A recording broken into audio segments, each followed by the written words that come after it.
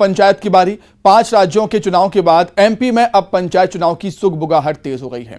इसको लेकर परिसीमन का काम पूरा हो चुका है। इधर कांग्रेस में जल्द से जल्द पंचायत चुनाव कराए जाने की मांग की गई। पूर्व मंत्री पीसी शर्मा ने कहा कि राज्य सरकार को पंचायत और नगरीय निकाय के चुनाव जल्द कराना चाहिए।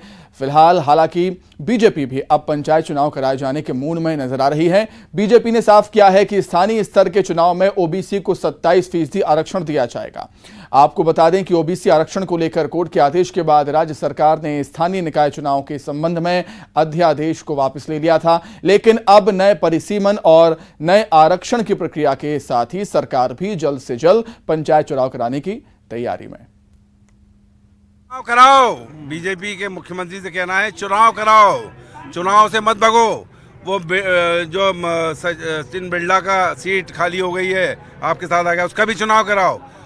जो पार्षदों के चुनाव है नगर निगम वो भी कराओ। चुनाव से भागो मत और महंगाई कम करो। ये एक सरकारी प्रक्रिया है और सरकारी प्रक्रिया में पंचायतों के जो परिसीमन का विषय था उस विषय पर काम हो चुका है, पर मतदाता सूची पर काम होना है और 25 अप्रैल तक मतदाता सूची का प्रकाशन होगा। और जब सरकार का भाग पूर्ण हो जाएगा तो फिर राज्य निर्वाचन आयोग के पक्ष में चीज़ रहेगी, फिर वो संस्था तय करेगी, क्योंकि सरकार का काम परिसीमन कराना, आरक्षण कराना है।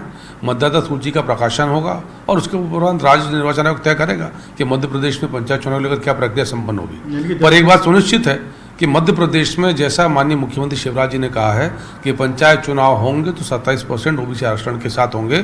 भाजपा का प्रण 27% ओबीसी आरक्षण। तो इस पर अधिक जानकारी के लिए भोपाल से शरद हमारे साथ जुड़े हुए हैं। शरद, अब पंचायत चुनाव की बारी है, लेकिन सवाल यह है कि क्या सरकार की तैयारी पूरी है?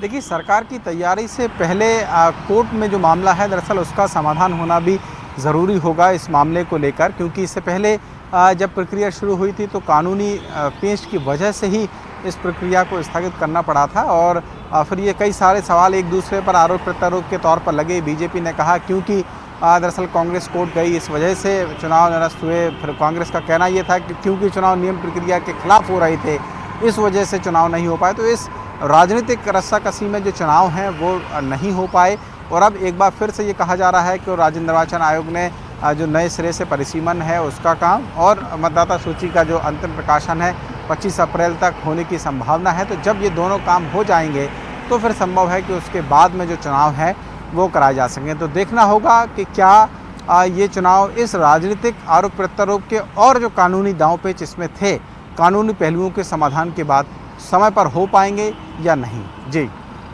ठीक है शरद, आपका बहुत धन्यवाद जुड़ने के लिए, तमाम बातचीत के लिए।